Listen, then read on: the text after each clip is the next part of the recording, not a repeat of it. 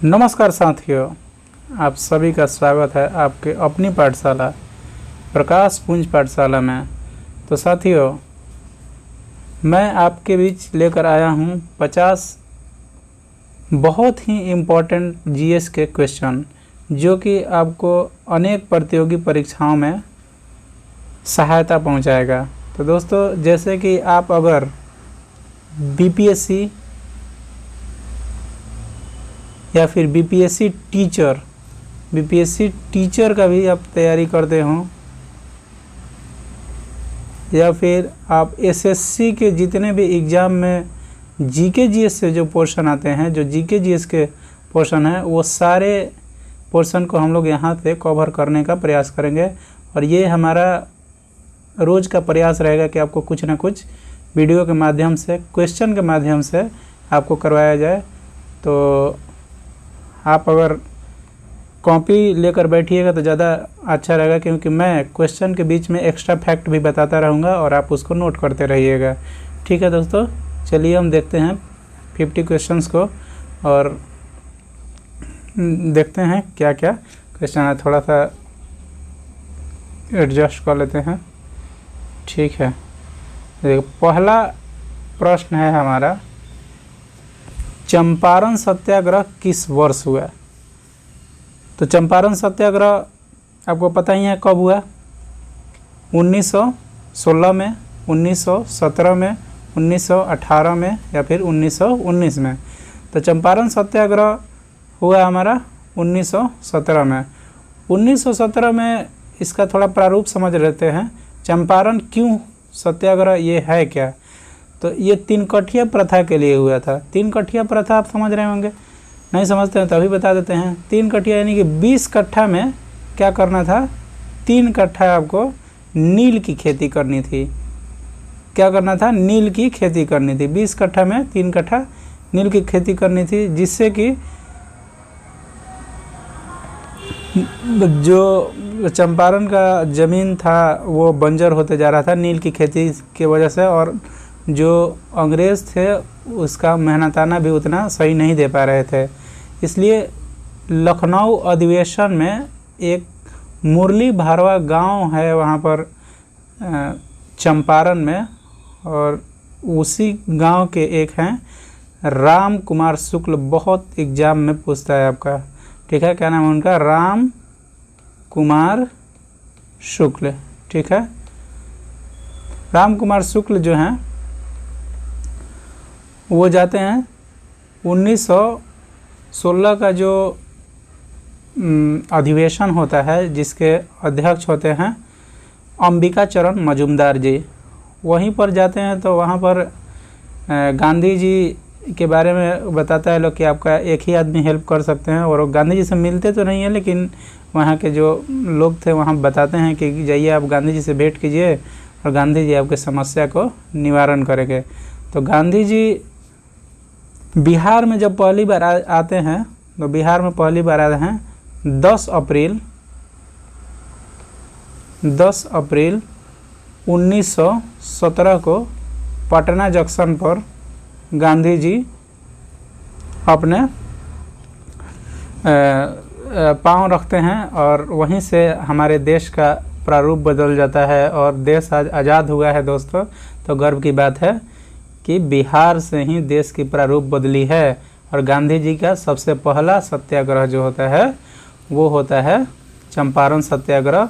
तो कभी पूछ ले कि चंपारण सत्याग्रह किस महीने में स्टार्ट हुआ था, तो वो अप्रैल के महीने में शुरू हुआ था। ठीक है दोस्तों, चलिए चलते हैं हम लोग अगले क्वेश्चन की तरफ। अगला प्रश्न हमारा है कि नालंदा विश्वविद्यालय को किसने नष्ट किया था? नालंदा विश्वविद्यालय को किसने नष्ट किया था? महमूद गजनवी, बख्तियार खिलजी, इल्तुतमिश, मोहम्मद बिन तुगलक। तो ये तो बहुत सिंपल क्वेश्चन हो जाएगा कि बख्तियार खिलजी क्या किया था? इसको नष्ट किया था, नालंदा विश्वविद्यालय को। नालंदा विश्वविद्यालय के नष्ट करने का जो हमको जो हमें मिलता है उसमें, वो कौन से बुक में मिलता है? तो मिन्हाज ए सिराज का एक बुक आता है तबाकत नासिरी, तबाकत नासिरी, ठीक है। तबाकत नासिरी में इस चीज़ का उल्लेख मिलता है। और बख्तियार खिलजी तुर्क अफ़गान शासक था और इसका जो बंगाल पर, बिहार पर इसने अपना विजय प्राप्त किया और यह 1203 से 1227 तक बिहार पर क्या किया, शासन किया। ठीक है दोस्तों, चलिए चलते हैं हम लोग अगले प्रश्न की ओर। हाँ, इससे पहले हम आपको बता दें कि नालंदा विश्वविद्यालय की स्थापना किसने की थी। ये तो मान लीजिए कि ये जलाया तो कोई ना कोई बनाया भी होगा, ठीक है। तो इसकी स्थापना कौन किया था, तो 5वीं शताब्दी में कुमारगुप्त ने किया था। ठीक है, कौन किया था, कुमारगुप्त, जो कि गुप्त वंश के शासक थे। ठीक है, चलिए चलते हैं हम लोग अगले प्रश्न की तरफ। अगला प्रश्न हमारा है, गुप्त काल को किस नाम से जाना जाता है। तो गुप्त काल को स्वर्ण युग के नाम से जाना जाता है। गुप्त काल को किस नाम से जाना जाता है दोस्तों, तो स्वर्ण युग के नाम से जाना जाता है। और इस स्वर्ण युग के संस्थापक का क्या नाम है, तो इस स्वर्ण युग के संस्थापक का नाम है श्रीगुप्त। क्या नाम है, श्रीगुप्त। और इसके जो सबसे प्रतापी राजा जो हुए, ठीक है, एक्चुअल संस्थापक भी उनको बोल सकते हैं, जो प्रतापी राजा थे वो कौन थे, तो वो चंद्रगुप्त द्वितीय। कौन थे, चंद्रगुप्त। जो मैं इस पर लिख रहा हूँ वो आप अपने कॉपी में लिखिएगा, जो बोल रहा हूँ उस पर ध्यान दीजिए। लिखने के लिए तो मैं लिख दे रहा हूँ, अब लाइट पेन से उतना सही से लिखा नहीं रहा है, ठीक है, बट मैं कोशिश कर रहा हूँ कि मतलब आपको समझ में आए, बातें समझ में आए। ठीक है, कौन थे, चंद्रगुप्त द्वितीय। इनको भारत का नेपोलियन भी कहा जाता था। ठीक है, और विक्रमादित्य के उपाधि से भी नवाजा गया है, इन्हीं को विक्रमादित्य भी कहा जाता है। ठीक है, चलिए चलते हैं हम लोग अगले प्रश्न की तरफ। और अगला प्रश्न हमारा है कि 1857 के विद्रोह में बिहार का नेतृत्व किसने किया था। तो देखिए दोस्तों, कहीं कहीं बिहार लिखेगा और कहीं कहीं जगदीशपुर लिखेगा। ठीक है, तो मंगल पांडे तो थे नहीं, मंगल पांडे तो वो तो सैनिक जो विद्रोह हुआ था उसमें सबसे पहली बार 1857 के क्रांति को जो उजागर किए, जो 1857 की क्रांति जो सैनिक विद्रोह हुआ वो मंगल पांडे थे। ठीक है, इनके बारे में भी अभी थोड़ा सा हम लोग डिस्कस कर लेंगे। ठीक है, ऐसे वीर कुंवर सिंह आपके होंगे, कौन होंगे, वीर कुंवर सिंह। ये बिहार के बारे में, हालांकि बिहार में एक और थे, पीर अली उनका नाम था। ठीक है, कौन थे, पीर अली, जो कि कौन थे, पुस्तक विक्रेता थे। ठीक है, पुस्तक विक्रेता थे। ये जगदीशपुर से थे। ठीक है, ये कहाँ से थे, जगदीशपुर, यहाँ भोजपुर जिला में एक जगह पड़ता है। ठीक है, वहीं से थे जगदीशपुर। ठीक है, तो जगदीशपुर अगर रहे तब जगदीशपुर। और पीर अली कहाँ से थे, तो पीर अली पटना से थे। ठीक है, पटना के पुस्तक विक्रेता थे। थोड़ा सा 1857 के क्रांति की शुरुआत कब हुई, थोड़ा हम लोग इस पर चर्चा कर लेते हैं। थोड़ा सा ज़्यादा वीडियो लंबा करना नहीं है। ठीक है, क्लास हम अगर इस पर लेंगे, अभी तो फ़िलहाल तो क्लास ऐसे ही पीपीटी से और पीडीएफ से चलेगा। ठीक है, तो देखिए 1857 की क्रांति की शुरुआत होती है 34वीं रेजिमेंट के जो मंगल पांडे थे। ठीक है, बंगाल के, कहाँ के थे, बंगाल के। ठीक है, बंगाल के एक सैनिक थे मंगल पांडे। ठीक है, इन्होंने 29 मार्च, ठीक है, 29 मार्च को 1857 की क्रांति की शुरुआत कर दी थी। क्यों की थी, क्योंकि इसमें जो कहा जाता है सबसे मतलब फेमस है कि चर्बी वाली गाय का जो उससे इनफील्ड राइफल का ये कारतूस बनाया जा रहा था। ठीक है दोस्तों, और फिर इनको तो बाद में फांसी दे दिया गया था। और फांसी कब दिया गया था, तो फांसी 8 अप्रैल को दिया गया था। एग्जाम में पूछता है दोस्तों, ठीक है, 8 अप्रैल 1857 को। लेकिन ये जो आग भड़का कर गए 1857 के विद्रोह का, वो थमा नहीं, वो आगे चल के 10 मई मेरठ से क्या होता है, शुरू हो जाता है। तो एक्चुअल में पूछता यही है कि 1857 की क्रांति की शुरुआत कब से हुई, तो हम मारेंगे 10 मई, ठीक है। मंगल पांडे ने कब शुरुआत किया था, तो 29 मार्च, ठीक है दोस्तों। चलिए चलते हैं, कभी हम लोग क्लास लेंगे तो पूरे अच्छे तरीके से क्या करेंगे, इसको डिस्कस करेंगे और पूरे 1857 की क्रांति को पूरी तरीके से बिल्कुल समझ जाएंगे, ठीक है। अभी नहीं तो वीडियो लंबा हो जाएगा तो आप लोग देखिएगा नहीं, ठीक है। नहीं समझाने के लिए तो मैं यहाँ भी समझा देता हूँ, मैं ऑफलाइन क्लास में समझाया हूँ अपने बच्चों को, ठीक है। पहले मैं ऑफलाइन पढ़ाता था, अभी इधर 1-2 साल से नहीं पढ़ा रहा हूँ, 2 साल नहीं हुआ है, 1 साल हुआ है, ठीक है। अगले प्रश्न की ओर चलते हैं हम लोग। अगला प्रश्न है कि अशोक का धर्म चक्र किस स्थान से लिया गया है। तो अशोक का धर्म चक्र जो लिया गया है वो सारनाथ से लिया गया है, ठीक है। अशोक का धर्म चक्र कहाँ से लिया गया है दोस्तों, तो वो सारनाथ से लिया गया है। चलिए नेक्स्ट प्रश्न की ओर चलते हैं हम लोग। सांची का स्तूप किसने बनवाया था, अशोक ने बनवाया था, ठीक है। सांची का स्तूप अशोक, ठीक है। अगला प्रश्न हमारा है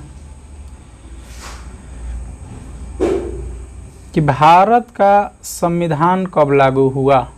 तो भारत का संविधान लागू हुआ अगर कहेगा तो 26 जनवरी 1950, ठीक है। 26 जनवरी 1950 को भारत का संविधान क्या हुआ था, यहाँ पर लागू हो गया था। लेकिन अंगीकृत कहेगा, स्वीकृत कहेगा, ठीक है, कहीं अंगीकृत लिखता है, कहीं क्या लिखता है, अंगीकृत लिखेगा, ठीक है, अंगीकृत लिखता है, या फिर स्वीकृत लिखेगा, ठीक है, या फिर कहीं स्वीकृत लिख दिया, ठीक है ना, स्वीकृत लिख दिया, तो वो आपका हो जाएगा 26 नवंबर 1949, ठीक है। 26 जनवरी 1950 को ही क्यों लागू हुआ, इसके पीछे भी कहानी है। आप सभी को पता ही होगा कि 26 जनवरी 1930 को पूर्ण स्वाधीनता दिवस जवाहरलाल नेहरू के द्वारा मनाया गया था। इसीलिए इसी डेट को क्या हुआ था, संविधान लागू करवाया गया। हालांकि बन के तो तैयार हो गया था हमारा इसी तारीख को, अभी तो बताएं कि अंगीकृत हो गया था आपको, ठीक है। बन के तैयार इस दिन हो गया था, लेकिन फिर भी 2 महीना क्या किया गया, लेट किया गया, ठीक है। तो चलिए चलते हम लोग नेक्स्ट प्रश्न के ऊपर। अगला प्रश्न है कि संविधान का निर्माता किसे कहा जाता है। तो हम सभी जानते हैं, बहुत ही आसान प्रश्न है कि संविधान का निर्माता डॉक्टर नेहरू को कहा जाता है, जवाहरलाल नेहरू को कहा जाता है, डॉक्टर राजेंद्र प्रसाद को कहा जाता है, भीमराव अंबेडकर को कहा जाता है, सरदार वल्लभ भाई पटेल को। तो आसान प्रश्न है, भीमराव अंबेडकर जी को कहा जाता है, ठीक है। तो ये प्रारूप समिति का अध्यक्ष भी थे, याद रखिएगा, कौन थे, प्रारूप समिति, ठीक है, प्रारूप समिति के अध्यक्ष थे, ठीक है। आगे चलते हैं हम लोग। 73वें संविधान संशोधन से क्या जुड़ा हुआ है। 73वां संविधान संशोधन से नगर पंचायत है, या फिर पंचायत व्यवस्था है, लोकसभा है, चुनाव आयुक्त है। देखिए 1992 में होता है 73वां कॉन्स्टिट्यूशन अमेंडमेंट और 74वां। 73 कहेगा तो आपका क्या, पंचायत, और 74 कहेगा तो नगर निकाय, ठीक है। पंचायत को त्रिस्तरीय पर बांटा गया है, और यह बलवंत राय मेहता समिति के त्रिस्तरीय कमेटी पर बांटा गया है, त्रिस्तरीय समिति पर, ठीक है। तो आप याद रखिएगा बलवंत राय कौन कौन सी, तो ग्राम, ठीक है, फिर इसके बाद आपका हो जाएगा प्रखंड स्तर पर, और फिर इसके बाद जिला स्तर पर, ठीक है। और ये त्रिस्तरीय समिति किसका है, तो बलवंत राय मेहता समिति, ठीक है, बलवंत राय मेहता समिति, ठीक है, बलवंत राय मेहता समिति। चलते हैं हम लोग अगले प्रश्न की ओर। अगला प्रश्न क्या कहता है, राज्यसभा के सदस्यों का कार्यकाल कितना होता है। तो राज्यसभा और लोकसभा दो सभाएं होती हैं हमारे यहाँ, ठीक है, और एक राष्ट्रपति भी होते हैं, मतलब इसके, ठीक है। तो ऐसे सदन तो दो ही हैं, कौन कौन से, राज्यसभा और लोकसभा, राज्यसभा और लोकसभा, ठीक है, राज्यसभा और लोकसभा। राज्यसभा में अभी फ़िलहाल टोटल कितनी सीटें हैं हमारी,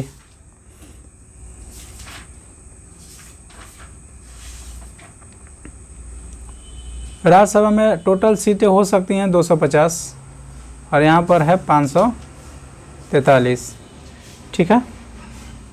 हालांकि अभी 250 नहीं है, कम ही है, देख लीजिएगा कितना है, ठीक है।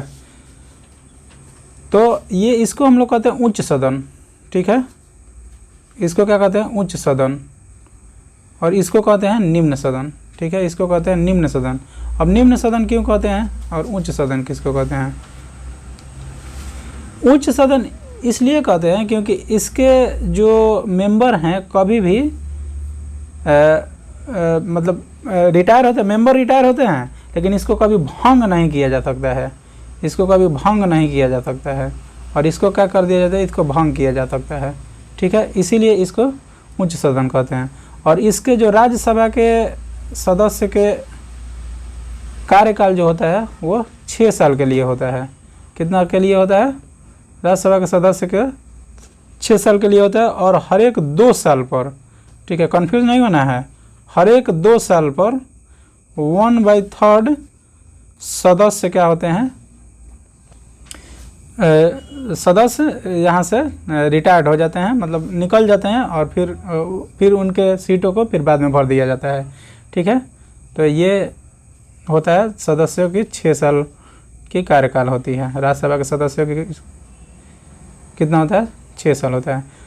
अगला प्रश्न है कि भारत में आपातकाल किस अनुच्छेद में वर्णित है।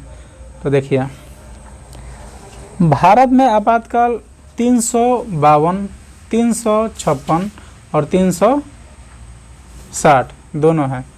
अब भाई है तो तीनों, उपरोक्त में से एक से अधिक होगा इसका आंसर, लेकिन 352 को क्या कहते हैं, तो 352 को हम लोग कहते हैं राष्ट्रीय आपात, ठीक है, 352 को हम लोग क्या कहेंगे, राष्ट्रीय आपात, ठीक है। राष्ट्रीय आपात अभी तक कितने बार लगा है, तो राष्ट्रीय आपात अभी तक लगा है आपको 3 बार, ठीक है, 3 बार लगा है। कब कब लगा है जी, तो एक बार तो लगा है भारत और चीन, भारत चीन युद्ध के दौरान, ठीक है, पहली बार, यानी कि आपको पता ही है कि 1962-63 में लगा होगा, 1962-63 में लगा होगा। दूसरी बार लगा था भारत पाक, भारत और पाकिस्तान में, वो कब लगा हो, तो 1971 के टाइम।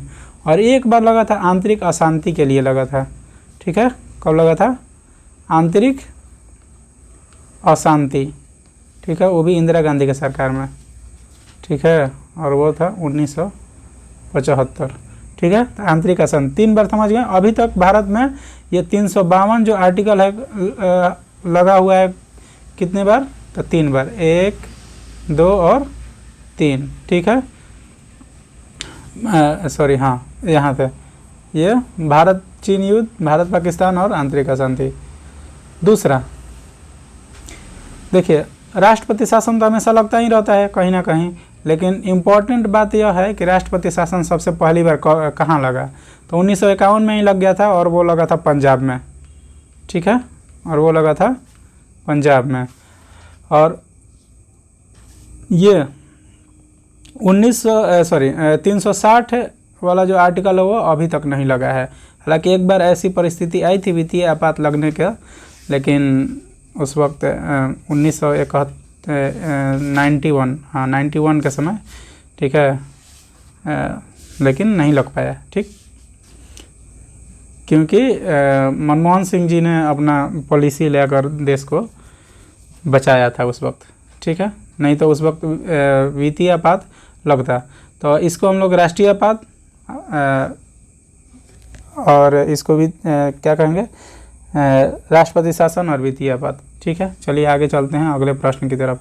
ज़्यादा लंबा वीडियो हो जाएगा दोस्तों तो फिर दिक्कत हो जाएगा, हम नहीं चाहते हैं ज़्यादा लंबा वीडियो हो, ठीक है, लेकिन आपको समझाना भी है, नहीं तो फिर क्वेश्चन करवा देंगे तो फिर कोई फ़ायदा ही नहीं है। इसलिए थोड़ा थोड़ा डिस्कस कर रहे हैं। मैं तो डिस्कस करूंगा तो एक क्वेश्चन को कम से कम मैं कर सकता हूं 10 से 15 मिनट कर सकता हूं, लेकिन नहीं करूंगा, ठीक है, वो मैं क्लास में करूंगा, आपको लगातार पढ़ाऊंगा, पीपीटी से ही अभी चलेगा, ठीक है। बाद में आप लोग का सहयोग रहा तो बोर्ड और हर चीज़ हो जाएगा, बस आपके सहयोग की ज़रूरत है, ठीक है। चलिए अगले प्रश्न की तरफ चलते हैं। भारत में पंचवर्षीय योजना कब शुरू हुई, ठीक है। तो भारत में पंचवर्षीय योजना शुरू होती है 1951 में, ठीक है। भारत में पंचवर्षीय योजना शुरू होती है 1951 में, ठीक है। अगले प्रश्न की ओर चलते हैं हम लोग। हरित क्रांति किससे संबंधित है? तो हरित क्रांति एक्चुअल में संबंधित है आपका गेहूं से, हालांकि चावल खाद्य से है, लेकिन एक्चुअल में संबंधित किससे है? गेहूं से है, ठीक है। हरित क्रांति के जनक बहुत बार पूछता है कि हरित क्रांति के जनक कौन है? तो नॉर्मन बोरलॉग का नाम सुने होंगे आप लोग, ठीक है, नॉर्मन बोरलॉग, ठीक है, बोरलॉग, इसे अच्छा से लिखा नहीं रहा है, ठीक है, नॉर्मन बोरलॉग। और ये तो हो गया विश्व में, ठीक है, इसको कहें, इनको कहेंगे विश्व में, लेकिन यही पूछेगा भारत में हरित क्रांति के जनक कौन है, तो आपको पता होगा अभी इनको नोबेल पुरस्कार दिया गया है, ठीक है, सॉरी भारत रत्न दिया गया है, नोबेल पुरस्कार नहीं, एम एस स्वामीनाथन, ठीक है।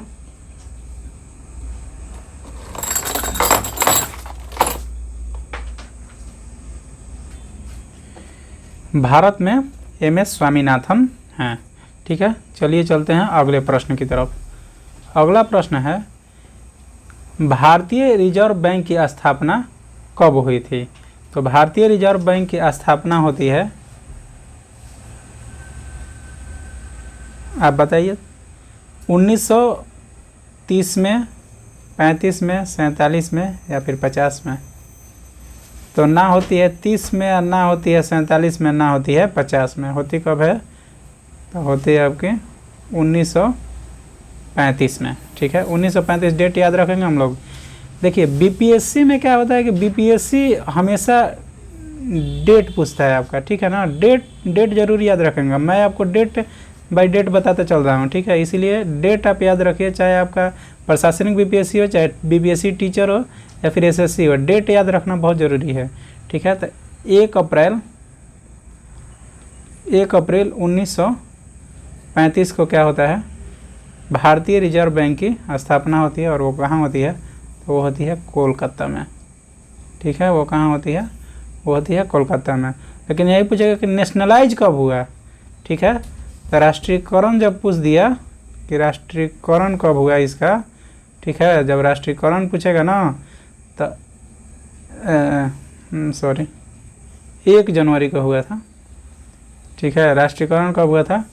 1 जनवरी, ठीक है, 1 जनवरी 1949 को, ठीक है, 1 जनवरी 1949 को राष्ट्रीयकरण हुआ था भारतीय रिजर्व बैंक का, ठीक है। आगे चलते हैं अगले प्रश्न की तरफ।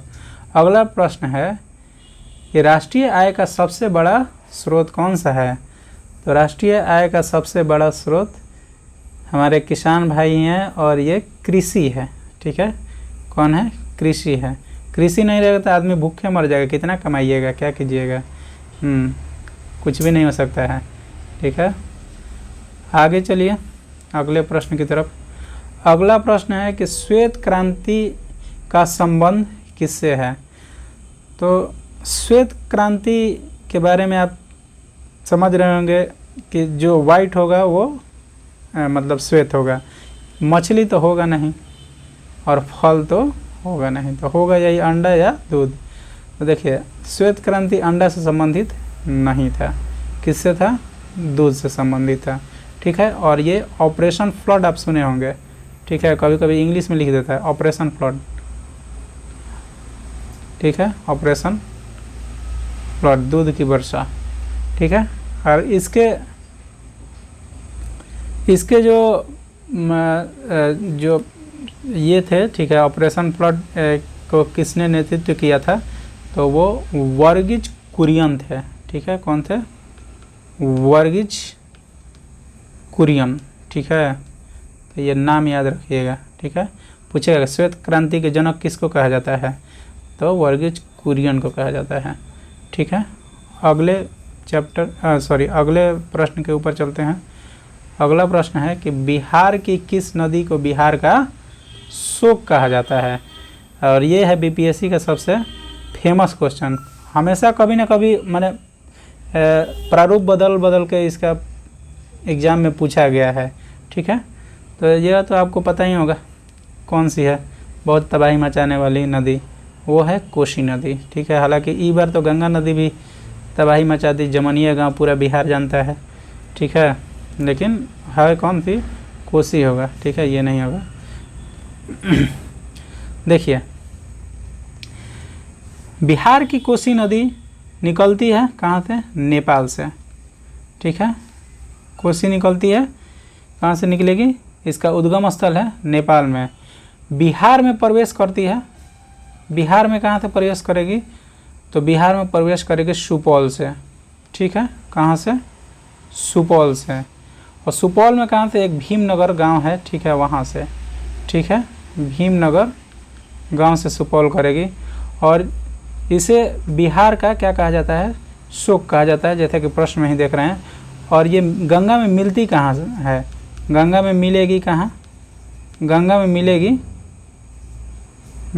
मिलेगी कुर्सेला नामक जगह पर, ठीक है, कुर्सेला, ठीक है, कहाँ मिलती है, कुर्सेला में, ठीक है। कुर्सेला कहाँ है, तो कुर्सेला है कटिहार में, ठीक है, कुर्सेला है कटिहार नाम जगह है, वहाँ पर कुर्सेला आपको मिलेगा, ठीक है। अगले प्रश्न की ओर चलते हैं हम लोग, ठीक है, इतना जानना आपको बहुत ज़रूरी है।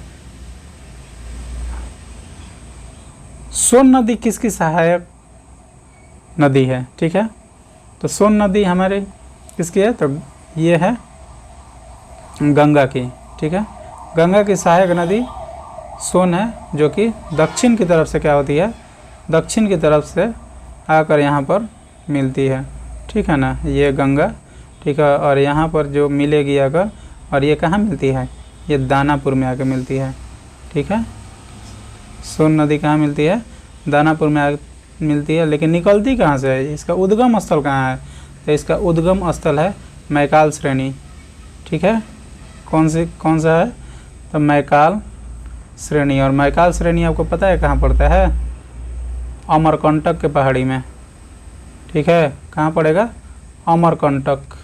ये आपको बीपीएससी में एक बार क्वेश्चन पूछा हुआ है, ठीक है, कि ये कहाँ से निकलती है, तो मैकाल श्रेणी से। अमरकंटक कहाँ पड़ेगा, तो एमपी में पड़ेगा, ठीक है, मध्य प्रदेश से। तो सोन नदी कहाँ से निकलती है, मध्य प्रदेश से निकलती है। चलते हैं अगले प्रश्न की तरफ। अगला प्रश्न है,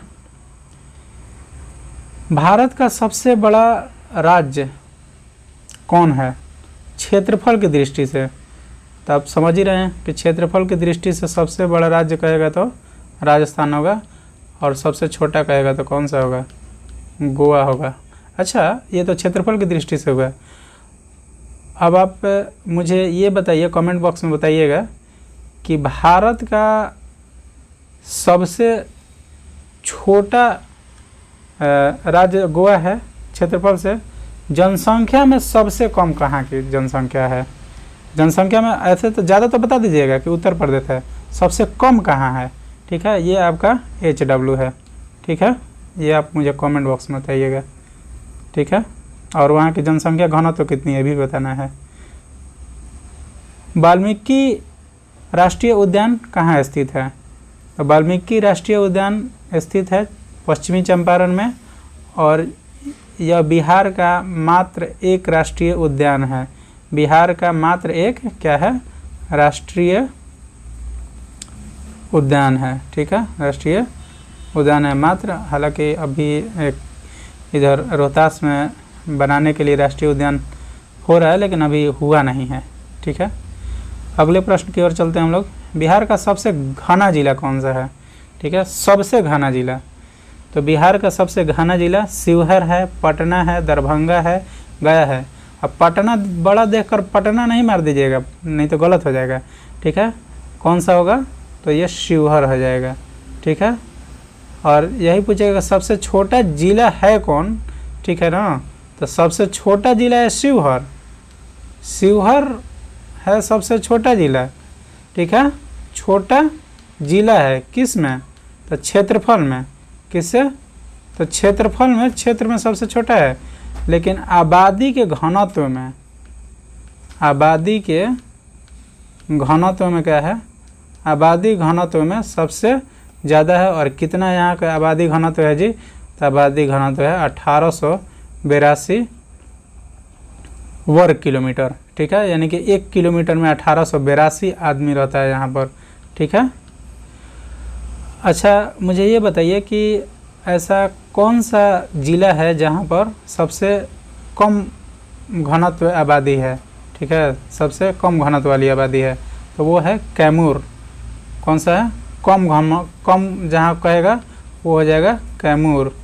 ठीक है, और कैमूर में मात्र और मात्र 488 लोग रहते हैं 1 किलोमीटर के अंदर में। ठीक है, अगले प्रश्न की ओर हम लोग चलते हैं, और अगला प्रश्न है साइंस से है। ठीक है, देखिए मैं कुछ साइंस का क्वेश्चन डालूंगा, कुछ ज्योग्राफी का डालूंगा, कुछ इतिहास का डालूंगा, फिर कुछ आपको बिहार स्पेशल डालूंगा। मैं मिसलेनियस क्वेश्चन आपको डालूंगा कि एक ही वीडियो में आपको लगभग हर जगह से कुछ ना कुछ कवर हो जाए। ठीक है, जो भी आपको टॉपिक में प्रॉब्लम होगा कि सर मुझे ये टॉपिक नहीं समझ में आ रहा है, हाँ जीके जीएस से संबंधित, वो सारे टॉपिक्स को आप एक बार कमेंट बॉक्स में लिख दीजिएगा, मैं उसको मतलब कोशिश करूँगा कि उसको करवा दूँ। ठीक है, अभी हम लोग बोर्ड लगाने के ये हैं, लेकिन अभी नहीं लगेगा, लेकिन लग ही जाएगा। ठीक है, 1-2 महीने लगेगा। ठीक है, तब तक हम लोग इसी पर काम करेंगे। जो भी प्रॉब्लम है यहाँ से हो जाएगा सॉल्व, कोई दिक्कत नहीं है। ठीक है, विद्युत धारा का इकाई क्या होता है? विद्युत धारा का इकाई वोल्ट होता है, ओम होता है, एम्पियर होता है, वाट होता है। बहुत बार पूछा है एग्जाम में, एम्पियर होगा। क्या होता है? एम्पियर होगा। तो भाई वोल्ट का क्या होगा? तो वोल्ट का वोल्ट मीटर का होता है। ठीक है, किसका होता है? वोल्ट मीटर का। वोल्ट मीटर का क्या होता है? ये। ओम किसका होता है जी? तो विद्युत प्रतिरोध का होता है। ठीक है, जिसको रेजिस्टेंस कहते हैं हम लोग। ठीक है, रेजिस्टेंस का होता है। वाट किसका होता है? तो वाट होता है शक्ति का। ठीक है, वाट किसका होता है? शक्ति का होता है, यानी पावर का। ठीक है, तो ये होगा पावर का। ठीक है, चलते हैं अगले प्रश्न के ऊपर। अगला प्रश्न है कि रक्त का लाल रंग किसके कारण होता है?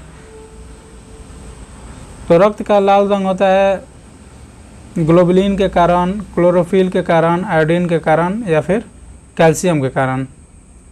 तो हीमोग्लोबिन के कारण होता है रक्त का लाल रंग। ठीक है, क्योंकि ये जो हीमोग्लोबिन होता है रक्त में जाकर क्या होता है? मिल जाता है और उसको लाल रक्त को लाल कर देता है। ठीक है, रक्त। अगला प्रश्न है हमारा, डीएनए की संरचना की खोज किसने की थी? तो डीएनए की संरचना की खोज वाटसन और क्रिक ने किया था। डीएनए की संरचना की खोज किसने किया था? वाटसन और क्रिक ने किया था। अगले प्रश्न की ओर चलते हैं। मनुष्य के हृदय में कितने कक्ष होते हैं? तो मनुष्य के हृदय में 2 होते हैं, 3 होते हैं, 4 होते हैं, 5 होते हैं। तो मनुष्य के हृदय में 4 कक्ष होते हैं, जिसको कहते हैं दायां आलिंद। ठीक है, आ लिखेंगे तो आलिंद समझिएगा। ठीक है, बायां आलिंद, दायां आलिंद, बायां आलिंद, ठीक है। दायां नीला और बायां नीले, ठीक है। यही 4 गो होते हैं, दुगो लून दुगो नीले, ठीक है।